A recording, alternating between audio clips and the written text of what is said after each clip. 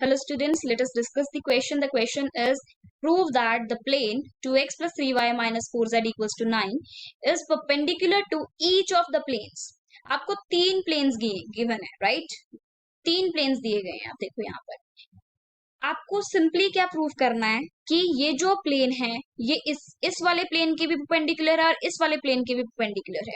सो सबसे पहले let me tell you about the key concept that what is the concept here. जब भी आपको दो प्लेन्स की इक्वेशन दी होती है किसमें, कार्टेशियन फॉर्म में. ये इक्वेशंस किसमें दी है, कार्टेशियन फॉर्म में दी है, राइट.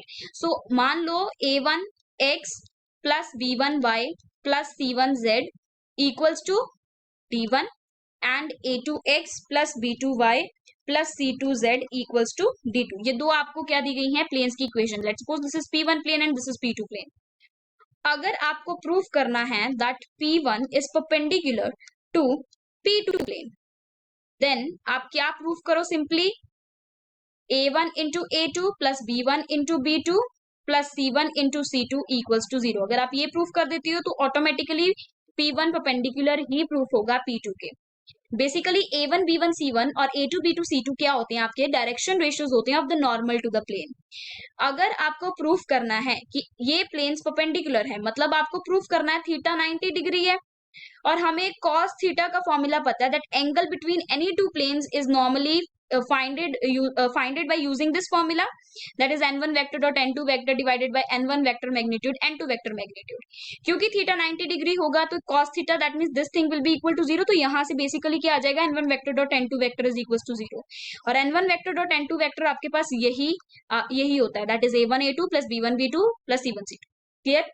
नाउ आपको ये चीज प्रूफ करनी है, राइट. अब प्लेन्स लिख लेते हैं, आप क्वेश्चन में आते हैं. प्लेन्स क्या गिवन है, p1 प्लेन गिवन है 2x plus 3y minus 4z equals to 9 और p2 प्लेन क्या गिवन है, x plus 2y plus 2z minus 7. Parts में इस क्वेश्चन को सॉल्व करेंगे. पहले हम प्रूव कर देते हैं ये p1 परपेंडिकुलर है p2 के, ठीक है. तो यहाँ पर ऑब्वियसली जब कंपेयर करेंगे तो a1 2 है, b1 3 है, c1 माइनस 4 है एंड आपके पास a2 1, b2 2, c2 again 2. Now a1 into a2, b1 into b2 plus c1 into c2 is equals to a1 into a2 that is 2, then 6 and minus 8. So which is equals to 0.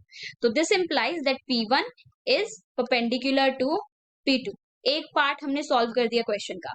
अब मुझे proof करना है एक और plane आपको given है, that is this plane.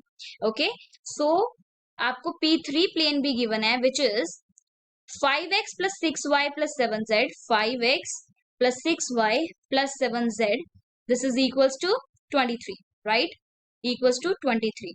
अब मुझे प्रूफ करना है कि ये जो P3 प्लेन है, राइट, ये P3 प्लेन भी P1 प्लेन के परपेंडिकुलर है, दैट इज ये वाला plane, right, that is 2x plus 3y minus 4z. P1 plane that is 2x plus 3y minus 4z, this is equals to 9, right.